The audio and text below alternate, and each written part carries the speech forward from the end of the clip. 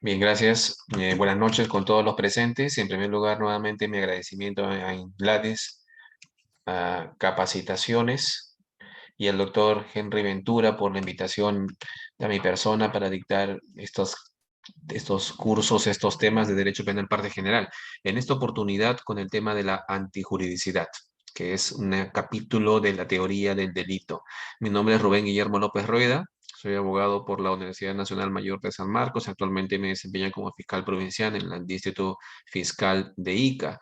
Y para esta noche he preparado el tema de la antijuridicidad, que rápidamente tiene la siguiente temática, ¿no? En primer lugar, como un estadio, como digamos, como una etapa de la teoría del delito, la antijuridicidad tiene que ver o está unida con el ordenamiento jurídico en su conjunto. Ese va a ser el primer punto a tratar. Seguidamente vamos a ver las causas de justificación. ¿Cuáles son estas circunstancias que hacen que una conducta que es típica porque está encuadrada en un tipo penal sea justificada, sea de acuerdo a derecho y por tanto sea una conducta legítima y por tanto eh, no sería delito?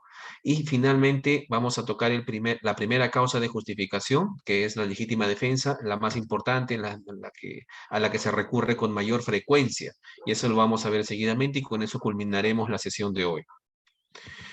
En primer lugar, doctores, hay que mencionar que, como ya lo hemos indicado en su momento, para la teoría del delito, la base que es objeto de análisis es una conducta, ¿no? Ahí donde no hay conducta humana, no puede iniciar un análisis de calificación, de valoración de si esta conducta es típica o es antijurídica o es culpable, ¿verdad? Por tanto, al tener una conducta, y hemos señalado las circunstancias que descalifican una conducta para ser considerada como tal, y si esa conducta encuadra en un tipo penal, diremos que esa conducta, en primer lugar, tiene una primera calificación, que es una conducta típica. Conducta típica es una conducta que está encuadrada en un tipo penal concreto de la parte especial de nuestro Código Penal. Pero ahí no queda la cosa, ¿no? La teoría del delito no solamente se encarga de establecer cuando una conducta es típica o conforme con un tipo penal, sino además advertir si esa conducta típica es contraria al ordenamiento jurídico en su conjunto. Por tanto, diremos que la antijuridicidad es esa cualidad que tiene una conducta típica en ser efectivamente antijurídica o, en otras palabras, contraria al ordenamiento jurídico y no solamente al ordenamiento jurídico penal, sino al ordenamiento jurídico en su conjunto e incluso contraria a los valores que provienen o que fundamentan nuestro propio ordenamiento jurídico. Se dijo en su momento al analizar la tipicidad que la tipicidad es un indicio de la antijuridicidad. Por lo común, una conducta que está encuadrada en un tipo penal, por ejemplo, lesiones, por ejemplo, homicidio, hurtos, por lo general una conducta típica es por lo general contraria a derecho. Sin embargo, hay circunstancias que permiten, digamos, valorar una conducta típica como, digamos, conforme a derecho, siempre y cuando concurran causas que justifiquen esa conducta. Si el agente se encuentra justificado al momento de cometer un delito de lesiones o al momento, por ejemplo, de cometer un delito de homicidio, si el agente está justificado, diremos que esta conducta es, si bien típica, pero conforme a derecho y por tanto no sería antijurídica, no sería una conducta jurídica, una conducta legítima, una conducta legal, no contraria al ordenamiento jurídico y por tanto ahí no tendríamos delito, ni siquiera tendríamos un injusto penal. Recuerden ustedes que el injusto es una conducta típica y antijurídica. En este nivel hay necesariamente que señalar que podemos hablar de una antijuridicidad o contrariedad al derecho en términos formales y en términos materiales. Este léxico es común cuando se estudian causas de justificación. ¿A qué se refiere el ordenamiento jurídico de la doctrina cuando se habla de antijuridicidad formal o contrariedad al derecho en términos formales respecto de una conducta típica. La antijuridicidad, que es contrariedad al derecho, será formal cuando justamente se da esta relación en términos abstractos. Una conducta típica es contraria al ordenamiento jurídico en su conjunto, a nivel de la forma. Es formal porque parte este análisis de antijuridicidad formal del ordenamiento jurídico. Por tanto, una simple contrariedad de la conducta a analizar con el ordenamiento jurídico hacen a la antijuridicidad formal y lo contrario es la antijuridicidad material. ¿A qué nos referimos cuando decimos que una conducta es antijurídica, o sea, contraria al ordenamiento en términos objetivos, en términos materiales? Decimos que una conducta típica es contraria al derecho en términos materiales, es decir, cuando esa conducta es antijurídica materialmente, cuando la conducta típica afecta un bien jurídico determinado. Cuando existe una ofensa social nociva, repito, a un bien jurídico que la norma penal busca proteger, ¿no? Por tanto, una conducta es antijurídica en términos materiales cuando la conducta ha propiciado una lesión efectiva o en todo caso una puesta en peligro respecto de este bien jurídico que la norma penal busca proteger. Por tanto, el análisis de la antijuridicidad material siempre va a implicar no una simple contrariedad al ordenamiento jurídico, como sería la antijuridicidad formal, sino que además esa conducta es antijurídica en términos materiales cuando efectivamente, repito, ha lesionado o ha puesto en peligro, es decir, ha afectado el concreto bien jurídico que la norma busca proteger. Por tanto, son dos niveles de análisis, ¿no? Son dos niveles de contrariedad de la conducta típica con nuestro ordenamiento jurídico. Repito, antijuridicidad formal y antijuridicidad material. Ahora hay que evidentemente distinguir entre lo que es antijuridicidad e injusto penal, ¿no? Como lo he señalado hace un momento, tanto la tipicidad como la antijuridicidad son cualidades respecto de la conducta que es materia de análisis. Hemos dicho que una conducta, digamos, humana, voluntaria, es típica cuando está encuadrada o se subsume en un tipo penal concreto de la parte especial de nuestro Código Penal, ¿no? Ahora, si esa conducta típica es antijurídica, quiere decir que la antijuridicidad es una cualidad que tiene esta conducta típica de ser contraria al derecho en términos formales y también en términos materiales, ¿no?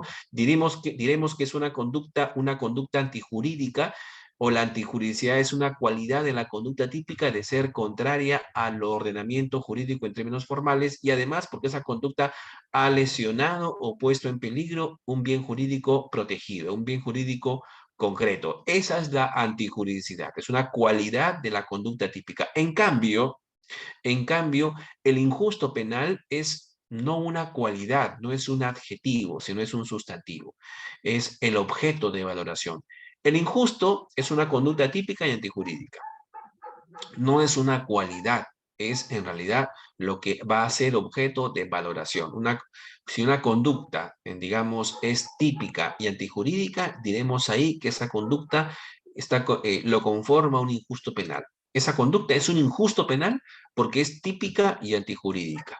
La antijuridicidad, y hay que mencionarlo aquí, o contrariedad, es respecto a todo el ordenamiento jurídico. Ahí donde hay una parte del ordenamiento que justifica una conducta aparentemente típica y aparentemente antijurídica, diremos que esa conducta ya no va a ser contraria, sino que se encontrará justificada. Por tanto, las causas de justificación no solamente vamos a tener que ubicarlas en el artículo 20 de nuestro Código Penal, es decir, las causas de justificación no las señala solamente el legislador penal en el artículo 20 de nuestro Código Penal, en la parte general, sino que esas causas de justificación hay que buscarlas en todo el ordenamiento jurídico, no solamente en derecho penal, sino también en el derecho civil, en el derecho laboral, en el derecho administrativo, en el derecho aeronáutico, en el derecho viario que regula el tráfico rodado, en todo el ordenamiento jurídico.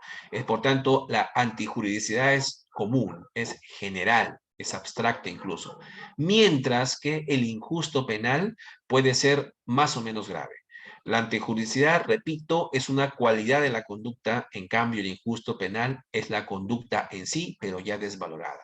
El injusto es la conducta en sí, pero ya desvalorada en términos de tipicidad y antijuridicidad.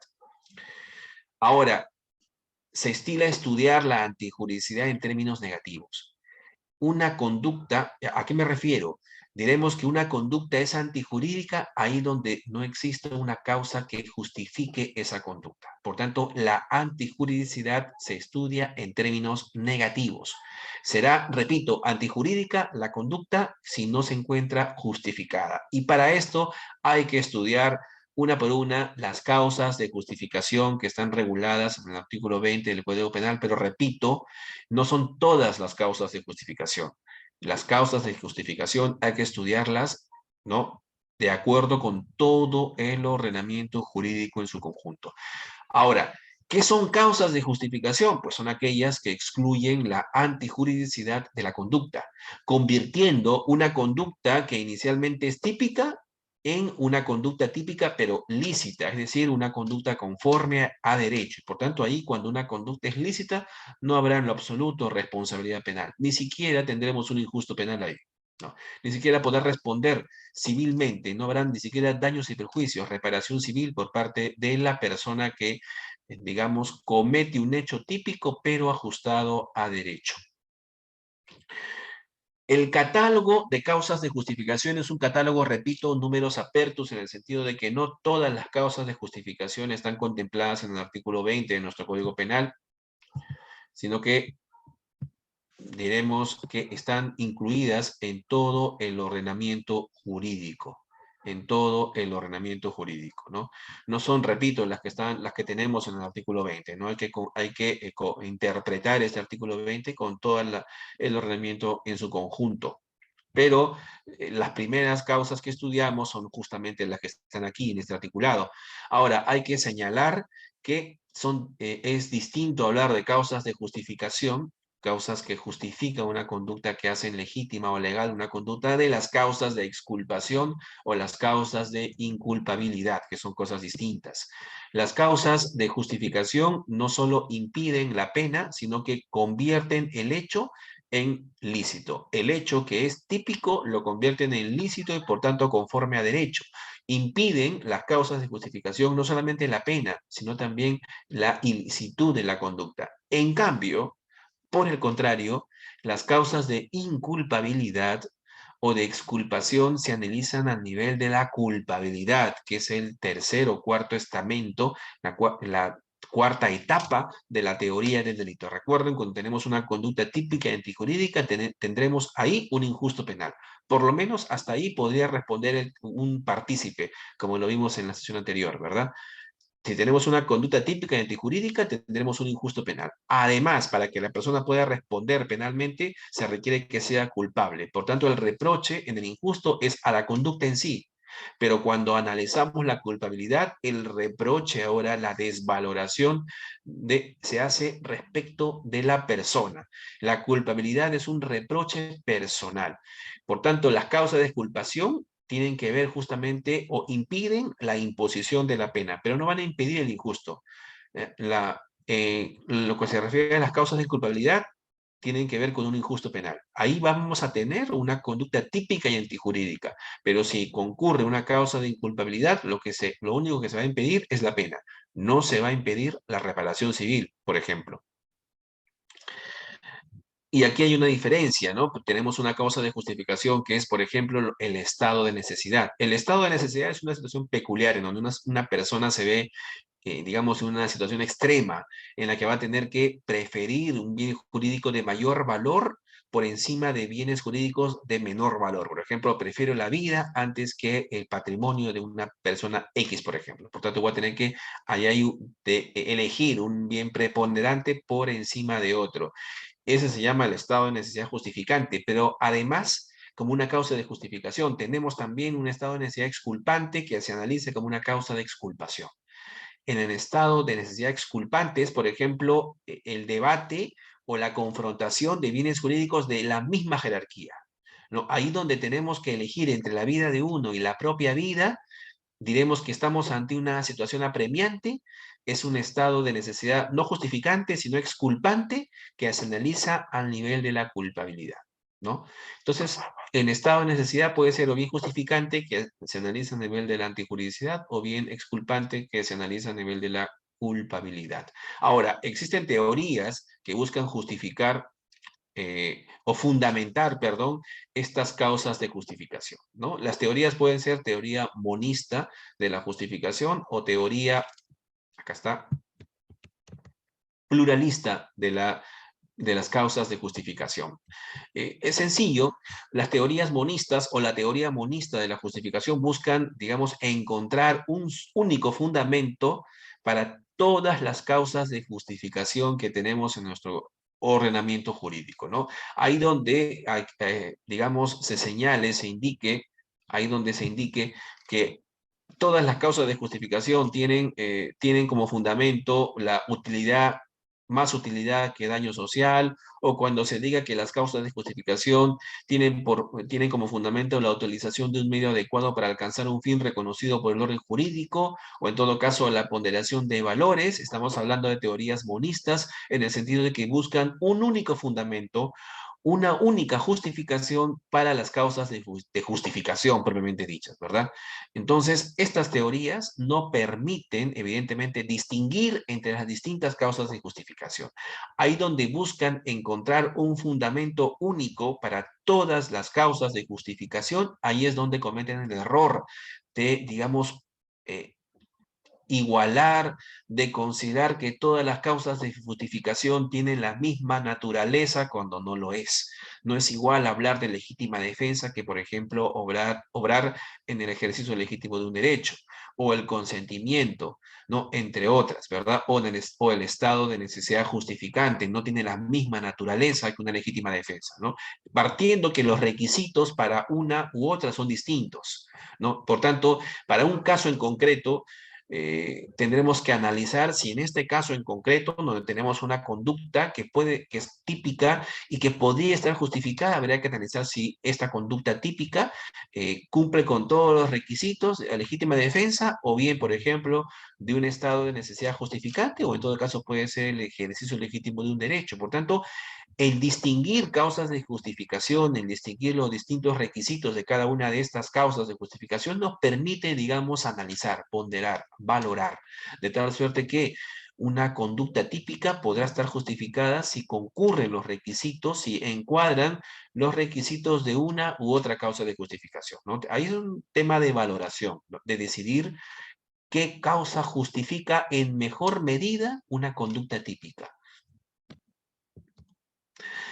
Para la teoría pluralista, por el contrario, las distintas causas de justificación tienen distintos fundamentos. Por ejemplo, el consentimiento como causa de justificación tendría su fundamento en la ausencia de un interés por parte de la persona que consiente una conducta típica, ¿no? Los estados de necesidad tendrían su fundamento en un principio de interés preponderante, ¿no? Es preponderante la vida por encima del derecho patrimonial de un tercero, ¿no? O es preponderante la vida del que se va a defender de la vida del otro, por ejemplo, ¿no? Hablando de los estados de exculpación, ¿no? Estas teorías, las pluralistas, tratan de asignar un lugar autónomo en todo el sistema de las causas de justificación al consentimiento, por ejemplo, ¿no? También ayudan a perfilar la antijuridicidad material, pues las teorías pluralistas buscan fundamentar cada causa de justificación en atención a la afectación al bien jurídico protegido, ¿no?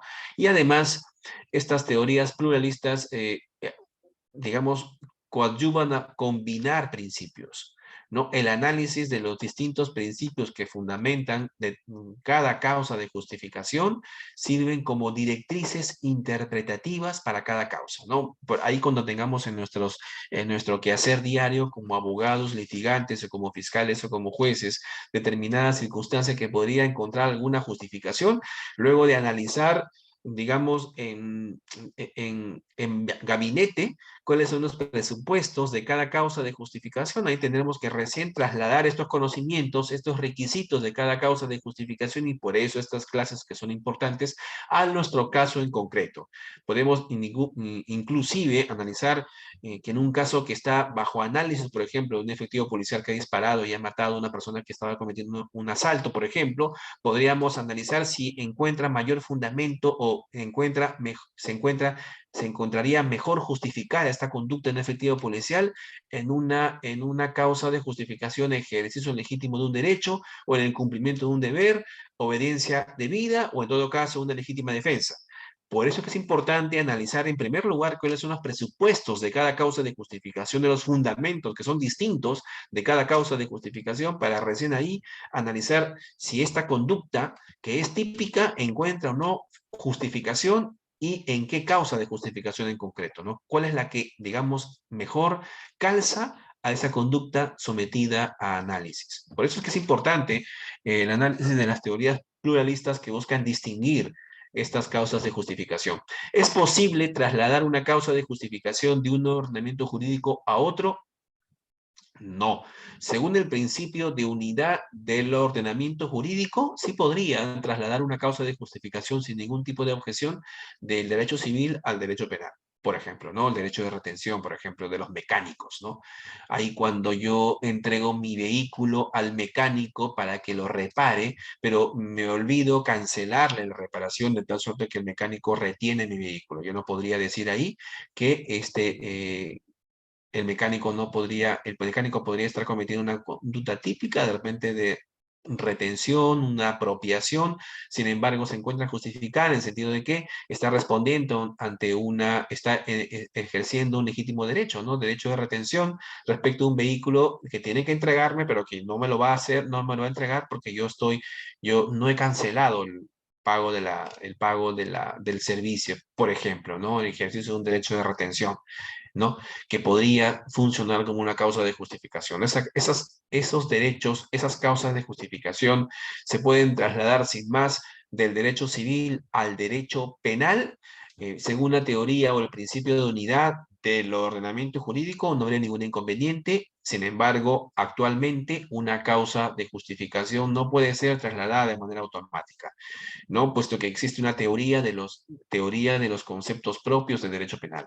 Un concepto, por ejemplo, como bien mueble o inmueble, o como cosa, o como funcionario, servidor público, puede ser un concepto distinto en el ámbito civil o administrativo que en el derecho penal. El derecho penal configura sus propios conceptos. Por tanto, una causa de justificación, sin más, no puede ser trasladada de manera automática del derecho civil al penal, sino que requiere, digamos, que el derecho penal mismo le dé determinado contenido en atención a la protección de bienes jurídicos. Por tanto, ahí esa causa de justificación en materia civil, derecho de retención, va a tener que ser reinterpretada de conformidad con los postulados de nuestro derecho penal. ¿Cuáles son los efectos de una causa de justificación? Cuando opera una causa de justificación, por ejemplo, cuando una agresión se encuentra amparada en la legítima defensa, yo me estaba defendiendo de un delincuente que estaba agrediéndome de tal suerte que yo con mi arma hice disparos, primero al aire, disuasivos, y luego terminé hiriendo a este delincuente de tal suerte que yo puedo decir he obrado en legítima defensa. ¿Cuáles son las consecuencias de obrar en legítima defensa o en todo caso, cuáles son los efectos de las causas de justificación? En primer lugar, excluyen la antijuridicidad de la conducta y por tanto la acción, si bien sigue siendo típica, estará permitida, será una conducta conforme a derecho, ¿no? La primera consecuencia de una causa de justificación. Lo otro sería que contra una conducta justificada no cabe legítima defensa. Cuando yo me estoy defendiendo, no puedo, no, cuando yo me estoy defendiendo contra mi legítima defensa, no puede haber otra persona que me agreda alegando a su vez legítima defensa. No, no, el ordenamiento jurídico impide esta circunstancia.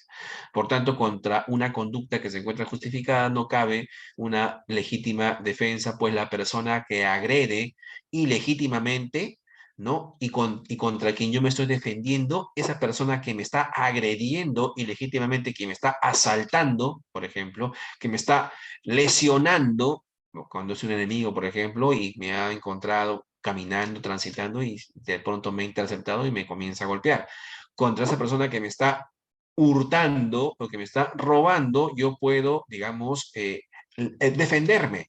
Yo puedo iniciar a una legítima defensa y esa persona tiene el deber de tolerar esa agresión mía, que es una agresión legítima, que se encuentra justificada, por ejemplo, en la legítima defensa. Cuando el autor actúa justificado, no se admiten sanciones a otros sujetos como partícipes. Evidentemente que esto es una obviedad. Si yo estoy siendo asaltado y de pronto en algún momento encuentro un arma y me empiezo a defender. Y por arma me refiero, por ejemplo, a un arma de fuego, o a un cuchillo, o a un palo, lo agarro y comienzo a defenderme, ¿no?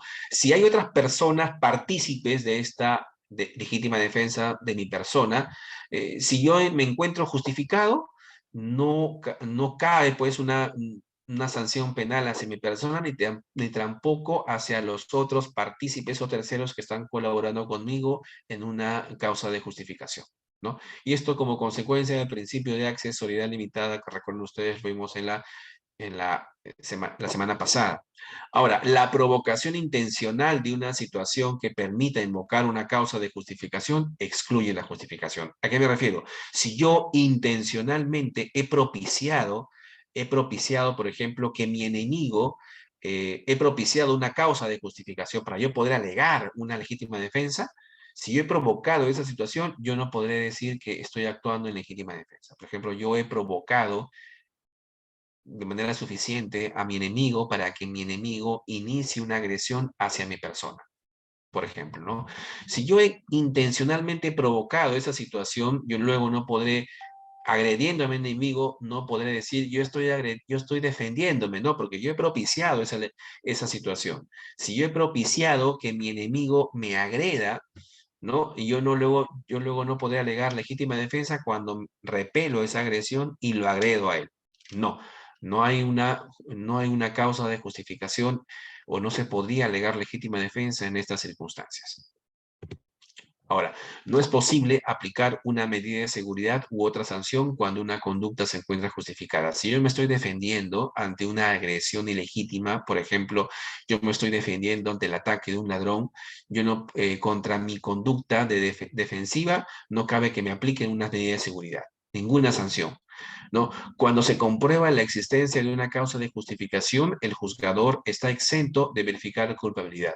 Evidentemente que también es una obviedad. Si una conducta es típica, pero jurídica, es decir, conforme a derecho, ya para qué analizar la culpabilidad. No corresponde. La conducta justificada excluye la responsabilidad civil en el campo penal, que es una consecuencia del delito. Esto tiene validez para el derecho penal, pero no necesariamente aplicable al derecho civil. Bueno, esto hay que explicarlo de esta manera, ¿no? Una conducta típica será conforme a derecho si encuentra esa conducta una justificación en cualquier parte del ordenamiento jurídico. Por ejemplo, legítima defensa como causa de justificación. En legítima defensa yo puedo agredir a mi agresor y sin embargo no ser responsable ni penalmente ni civilmente, ¿no? Eso es una consecuencia práctica del obrar en legítima defensa o en todo caso obrar amparado en una causa de justificación, ¿no? Vamos a continuar para completar todos los ítems.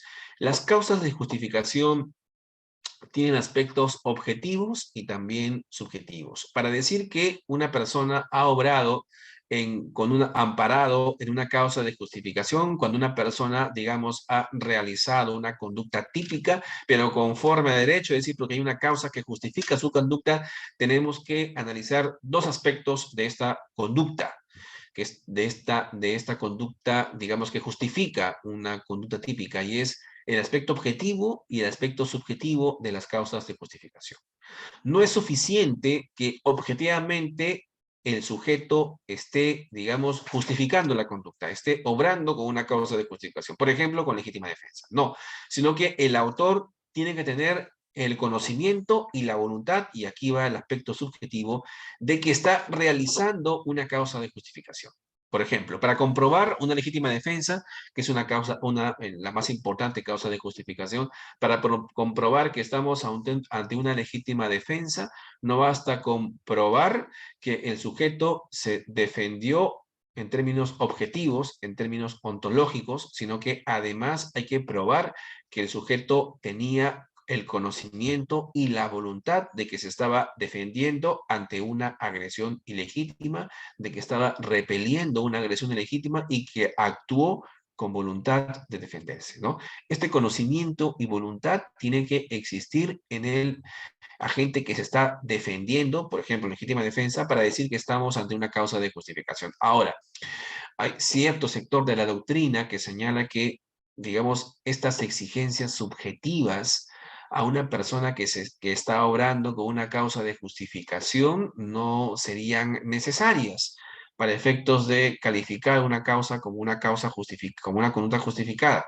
Sin embargo, la doctrina mantiene este aspecto subjetivo de las causas de justificación, en el sentido, repito, de que se exige que la persona que se está defendiendo, por ejemplo, en una legítima defensa, tiene que conocer y tiene que saber que su conducta se encuentra justificada, ¿no? Tiene que conocer y saber que se está defendiendo ante una agresión ilegítima, por ejemplo, que su conducta, que él está realizando una legítima defensa. Ahora, ¿qué sucede cuando yo, por ejemplo, en legítima defensa, no estoy cumpliendo con todos los requisitos que la legítima defensa exige en el artículo 20 de nuestro Código Penal? O cuando no se dan todos los requisitos de obrar en el ejercicio legítimo de un derecho, o no se dan todos los requisitos de obrar en el cumplimiento de un deber, por ejemplo, para el caso de los efectivos policiales. ¿Qué pasa, por tanto, cuando no cumplo con todos los requisitos que exige una causa de justificación determinada? Cuando yo quiero justificar mi conducta típica, pero no cubro los requisitos de esa causa de justificación que yo estoy pensando, ¿no? Bueno, ocurrirá que igual yo seré pasible de responsabilidad penal, pero la responsabilidad penal será atenuada, ¿no? Porque el artículo 21 del Código Penal, por ejemplo, respecto de esta responsabilidad atenuada, señala que en los casos del artículo 20 del Código Penal, cuando no concurran alguno de los requisitos necesarios para hacer desaparecer totalmente la responsabilidad, el juez podrá disminuir prudencialmente la pena hasta límites inferiores al mínimo legal. Ahí cuando, por ejemplo, hablando de una causa de justificación, la más importante como la legítima defensa, si mi conducta no cumple todos los requisitos, y ahora lo vamos a ver, de la legítima defensa, al menos la responsabilidad mía será atenuada. Yo seré responsable, ¿no? Cuando yo pensaba que estaba cumpliendo con todos los requisitos de la legítima defensa, cuando estaba agrediendo a esta persona, que entendí me estaba agrediendo primero de manera legítima, pero cuando no se cumplen todos los requisitos, por ejemplo, me he excedido en el medio empleado, yo seré responsable penalmente, por ejemplo, de un delito, un eventual delito de lesiones, pero la pena que me corresponderá será una pena por debajo del mínimo legal, es decir, una responsabilidad atenuada, porque si bien he obrado con una causa de justificación, en este caso legítima defensa, no se dan en mi conducta todos los presupuestos que exige el artículo 20 para la legítima defensa. Por tanto, yo tendré que responder penalmente, ¿no? Por ejemplo, lesiones hacia el sujeto que me estaba agrediendo, porque mi conducta, repito, no calza con todos los presupuestos de la legítima defensa. Lo vamos a ver cuando toquemos el tema de legítima defensa, por ejemplo, cuando yo me defiendo contra una persona que me estaba agrediendo y yo excedo, hay un exceso en cuanto a la defensa, por ejemplo, ahí podré responder penalmente respecto del exceso, pero la pena será por debajo del mínimo legal. La antijuridicidad es variable luego si no se presentan todos los elementos objetivos y subjetivos de cualquier causa de justificación, y esto lo estoy repitiendo, yo lo expliqué hace un momento, habrá una responsabilidad penal de la persona que se estaba defendiendo, pero es una responsabilidad atenuada, ¿no? Habrá una responsabilidad penal de la persona que estaba obrando con una causa de justificación, pero, repito, atenuada, es decir, por debajo del mínimo legal. Cuando A, por ejemplo, reacciona en legítima defensa, pero se excede en la racionalidad de los medios utilizados. Ahí tendrá evidentemente, responsabilidad penal por el exceso pero será una responsabilidad atenuada por debajo del mínimo legal. Y le cito otro ejemplo, ¿no? Cuando una persona es asaltada digamos, por un malhechor con arma de fuego, la apuntan en la cabeza, le piden que entregue la billetera y demás pertenencias cuando está bajando de su auto o cuando está saliendo de su casa, es interceptado por este sujeto con arma de fuego. Si yo me niego a entregar mi pertenencia, este sujeto dispara al aire, por ejemplo, o al suelo para tratar de amedrentarme. Si en ese contexto yo entrego mis pertenencias y luego el sujeto se da media vuelta y está huyendo, y ahí es donde yo me defiendo recién cogiendo mi arma de fuego y disparándole e iniciando ahí una trifulca, podría cuestionarse inclusive una legítima defensa o que en ese caso en concreto, ¿no? Porque, repito, un requisito de la legítima defensa es que se tenga que dar para repeler o impedir una agresión. Ilegítima, tiene que ser inminente la agresión real y entre otras cualidades que lo vamos a ver seguidamente, ¿no? Esto se dio en Pisco, por ejemplo, ¿no? Ahí habría una legítima defensa, pero imperfecta. Una legítima defensa, pero incompleta, de tal suerte que esta persona que termina agrediendo al malhechor en ese contexto, cuando ya el malhechor se estaba retirando, ya había cesado la agresión, y en ese momento yo cojo mi arma que está dentro del auto, la saco de la guantera y comienzo a disparar y a dispararle y lo lesiono, diremos que yo seré responsable del delito de lesiones, ¿no? Claro, él de robo, definitivamente, pero yo también del delito de lesiones por haber lesionado a esa persona, pero una responsabilidad atenuada, repito, porque no se dan todos los elementos de la legítima defensa, ¿no? Por tanto, mi pena será por debajo del mínimo legal. Ahora, ¿qué pasa cuando hay una concurrencia de causas de justificación? Esto no es un concurso real, no es un concurso ideal de delitos, sino cuando una conducta calza en varias causas de justificación. Aquí lo que tiene que haber es una interpretación. ¿Cuál es la causa de justificación que mejor justifica esta conducta típica? ¿No? Por tanto, es un tema de interpretación jurídica, ¿no? Pueden haber varias causas que justifiquen una conducta, pero lo que corresponde, por ejemplo, al abogado litigante, al fiscal y en definitiva al juzgador, es elegir cuál es la que mejor justifica la conducta, ¿no? Y atenerse a esta en concreto, ¿no? Ahora, ya para, digamos, culminar la sesión y si el tiempo lo permite, cubriremos los puntos más importantes de la legítima defensa, que es la principal causa de justificación, la que primero se alega por, digamos, abogados litigantes, digamos, fiscales y en definitiva por la judicatura, ¿no? Es la más usada, ¿no? La más alegada en las sesiones, en las audiencias.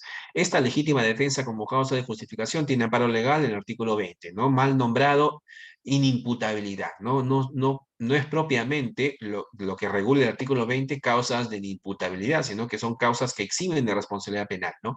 Una de ellas es la que está en el numeral 3 del artículo 20, ¿no? Y que regula la legítima defensa. El que obra en defensa de bienes jurídicos, ya sea propios, legítima defensa propia, o de bienes jurídicos de terceros, legítima defensa impropia, siempre que concurran las siguientes circunstancias, estará exento de responsabilidad penal. Y aquí vienen los presupuestos, los requisitos de la legítima defensa según el legislador penal. En primer lugar, tiene que haber una agresión ilegítima.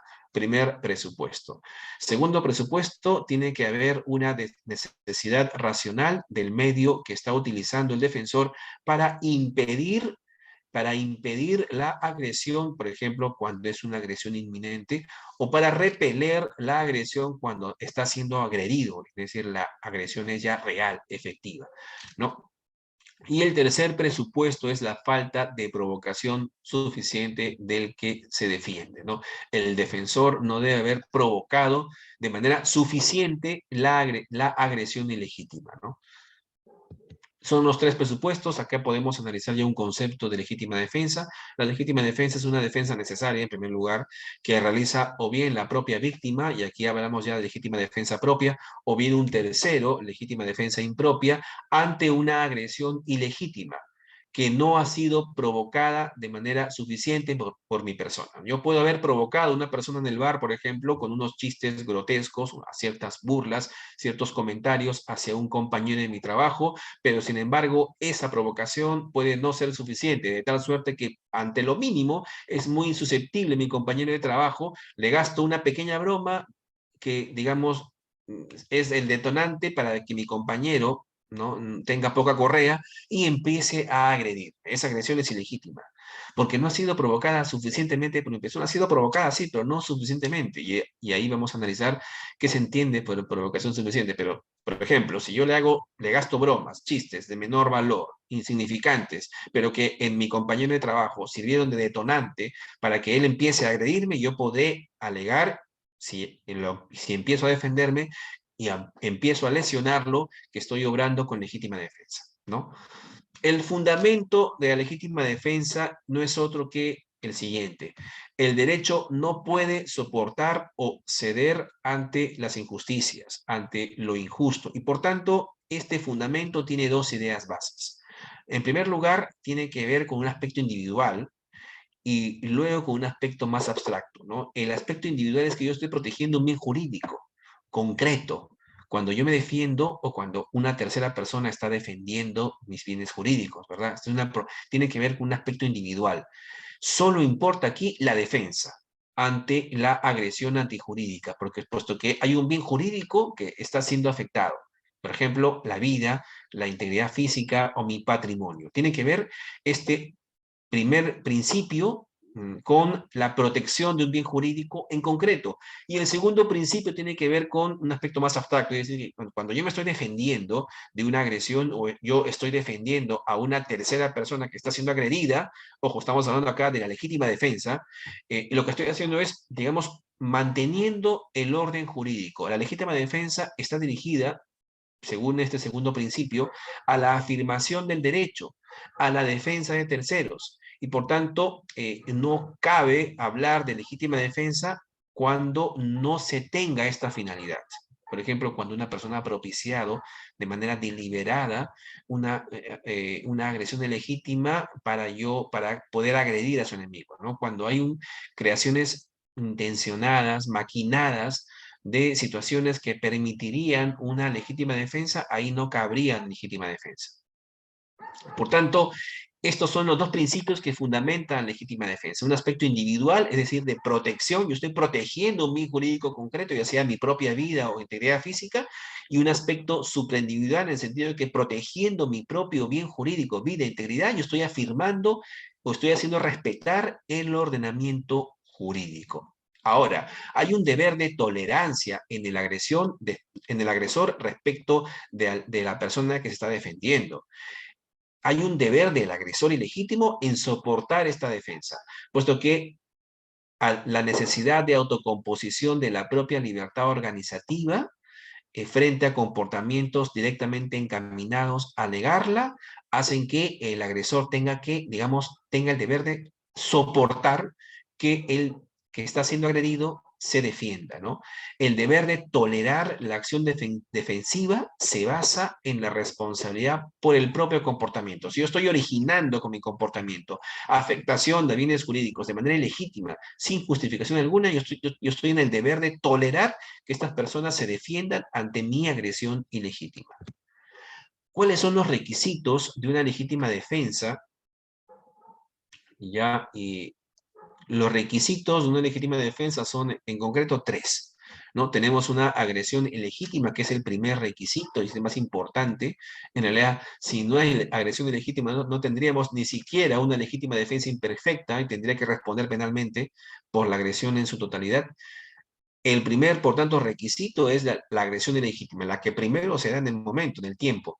Una agresión ilegítima. En segundo momento, tenemos una necesidad de la defensa. La defensa que yo ejerza tiene que ser necesaria y tiene que ser racional, ¿no? Y en el tercer requisito es la falta de provocación suficiente. Yo, que me voy a defender, no tengo que haber provocado esa agresión de manera suficiente. Repito, si yo provoqué la agresión así, a secas, yo estaré obrando con legítima defensa si esa simple provocación ha propiciado en el agresor una agresión ilegítima hacia mi persona. Pero si yo he provocado suficientemente al supuesto agresor para que éste me agreda, si yo me defiendo, no podré alegar legítima defensa. Yo ahí seré responsable penalmente por las lesiones que propicie. Por tanto, estos son los tres requisitos de la legítima defensa. Vamos a ver cada uno si el tiempo nos alcanza, o en todo caso podemos dejar la culminación de esta causa de justificación y las que siguen también para la siguiente sesión. En primer lugar, la agresión ilegítima debe ser una conducta humana. Ahí donde no hay conducta humana, ni siquiera habrá agresión, ¿no? Luego, si es una conducta humana, tiene que ser una agresión actual, ¿no? Tiene que ser actual, tiene que ser evidentemente ilegítima y también tiene que ser real. Vamos a ver de qué tratan cada una de estas características de la agresión ilegítima. En primer lugar, la agresión ilegítima es una conducta humana. Y es una conducta humana ilegítima que amenaza con lesionar o poner en peligro un bien jurídico concreto. Luego, cuando no hay conducta humana, no es posible calificarla de agresión. Y esto es una obviedad. ¿Cuándo es que no hay una agresión ilegítima por ausencia de conducta humana? Por ejemplo, no se admite la legítima defensa contra ataque de animales, ¿no? O de cosas, ¿no? Cuando un animal me ataca, una cosa me está atacando, me está agrediendo, yo no podría decir me estoy defendiendo en legítima defensa. No, puesto que no hay una agresión, no hay una conducta humana, ¿no? Salvo que una persona esté, digamos, manipulando o esté, digamos, utilizando a los animales y a las cosas para buscar agredirme ilegítimamente. En esas circunstancias sí podremos decir que hay una conducta humana, pero cuando simplemente me ataca un animal o me está agrediendo una cosa, un aparato, una maquinaria, por ejemplo, yo no puedo decir que me estoy defendiendo legítimamente, ¿no? Estas situaciones se resuelven por estados de necesidad. Por ejemplo, tendré que dar muerte a un animal que puede ser propiedad de una persona porque estoy defendiendo mi vida antes que la propiedad o el animal de X, que tenga X dueños, por ejemplo, ¿no? Ahora, no habrá agresión ilegítima cuando no es posible ejercer legítima defensa contra personas jurídicas, ¿no? La doctrina por el momento no acepta, y esto claro está sujeto a debate, de que yo me pueda defender frente a una supuesta agresión ilegítima por parte de una persona jurídica o de las personas que representan a esta persona jurídica, ¿no? Además, no existe agresión en los supuestos de ausencia de conducta. Esto ya lo señalamos, ¿no? Por ejemplo, cuando me atacan, cuando la persona me está atacando, pero esta persona que me está atacando está obrando bajo el efecto de una fuerza física irresistible. Por ejemplo, alguien empuja a esta persona y esta persona está, digamos, cayendo sobre mí y me está agrediendo, porque yo me puedo defender. No, no existe aquí agresión, al menos respecto de esa persona que está obrando con una fuerza física irresistible, o con un acto reflejo, o en estado de inconsciencia. Ahí no habrá agresión, al menos no habrá agresión en esa persona sujeta a fuerza física irresistible, sujeta a acto reflejo o sujeta a estados de inconsciencia. Ya aquí vamos a culminar por el tiempo, vamos a tocar solamente estos dos temas de la legítima defensa, dejando para la siguiente sesión de la próxima semana la culminación de la legítima defensa y también de las demás causas de justificación.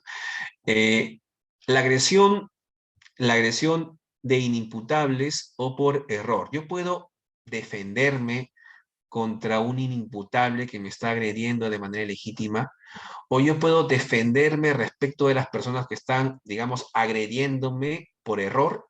En principio, se acepta actuar en legítima defensa, pero cuando el que agrede ilegítimamente es un inimputable porque tiene minoría de edad, porque tiene grave alteración de la conciencia, sufre alteraciones de la percepción, por ejemplo, ahí la doctrina señala que la persona que se defiende debe obrar con el mayor cuidado posible, pues no se le concede a nadie un derecho ilimitado de legítima defensa. También cuando el agresor ilegítimo es una persona que está obrando por error, cuando la persona está agrediéndome ilegítimamente, pero por error, o sea, que el error es evidentemente un desconocimiento de que su conducta está configurando una agresión ilegítima por X motivo, me está agrediendo y yo también puedo defenderme de esa agresión, pero el derecho me señala, o la doctrina señala que tengo que defenderme con el mayor cuidado posible, porque ese agresor está obrando con error, y el error es, repito, una falsa representación de la realidad, ¿no? Yo tengo que, por tanto, defenderme con el mayor cuidado posible.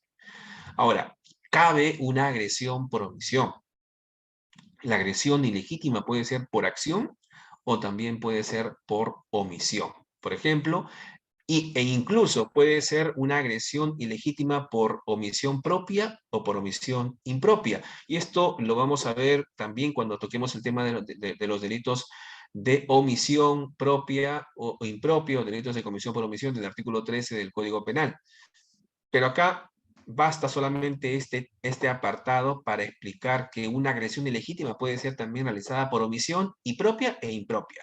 El médico que omite prestar auxilio inmediato a un herido a quien encuentra en una carretera, por ejemplo. Si yo no lo auxilio de manera inmediata y no hay otras personas que puedan auxiliar a este herido en carretera, podría yo con mi omisión estar agrediendo ilegítimamente a esta persona. De tal suerte que ante esa agresión ilegítima cabría una legítima defensa. No, ahora, ¿cuándo es que una agresión ilegítima podría ser, digamos, podría configurarse como una omisión impropia?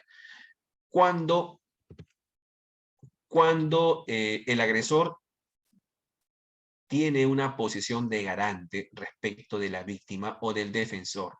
Por ejemplo, el que intencionalmente omite llamar o detener al perro, a su mascota, que está atacando a una persona que se va a defender, por ejemplo, ¿no? Ahí hay un deber, una posición de garante respecto del dueño de la mascota. La mascota termina siendo una fuente de peligro. Yo estoy en la obligación de controlar las fuentes de peligro que tenga, ¿verdad? De tal suerte que cuando salgo a pasear a mi mascota, porque es un perro, tengo que, digamos, sacarlo con correa. Si es evidentemente agresivo, ponerle bozal, no soltarlo en el parque, porque sé que en el parque no solamente hay otros perros, sino también hay personas, hay niños. Si yo intencionalmente omito llamar a mi perro, ¿no? Ahí estoy cometiendo una omisión. Esa omisión se configura como una agresión ilegítima en omisión impropia o comisión por omisión, porque tengo una posición de garante, porque tengo que controlar una fuente de peligro, que en este caso es el perro. Por tanto, una agresión ilegítima, repito aquí, podría configurarse como una omisión tanto propia como impropia, y ahí voy a culminar por cuestiones de tiempo la exposición de hoy, quedando para la siguiente o la próxima semana la culminación de los demás requisitos de la legítima defensa y de las demás causas de justificación. Muchas gracias con todos por el tiempo concedido. Muchas gracias, doctor Rubén. Entonces nos vemos la siguiente semana. Doctores, si es una pregunta al ponente, no hay problema por ello. Bueno, entonces, doctor Rubén, entonces continuamos la siguiente semana. Muchas gracias por su participación y un buen fin de semana, doctor Rubén. Muchas gracias. Buen fin de semana a todos. Muchas gracias, Bueno, doctores. Hasta luego. bueno, doctores, buenas noches. Les saludo a Henry Ventura, coordinador académico. El doctor Fran va demorar unos minutos. Ha tenido problemas en la clínica con su madre. Esta semana ha sido una semana muy complicada para él. Así que está en camino de la clínica a su casita. Ya esperemos, por favor, me piden encarecidamente que sí va a hacer la ponencia porque también se va a suspender. Porque su mami ha sido, va a ser intervenida quirúrgicamente, ¿no? Y le pido encarecidamente que no porque ya ha tenido 2 sesiones ya suspendidas. Bueno, ha accedido a ello, ¿no? Solamente le pido la disculpa el caso una vez más y hoy día continuemos, por favor. Después abordamos la posibilidad de las siguientes sesiones, hacerlo 2 sesiones por día, por favor.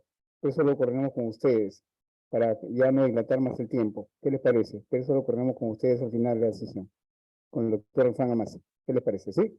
Eso a propuesta de él mismo, ¿sí? Listo, doctores. Vamos a esperar un minuto, por favor. Muy amable, gracias.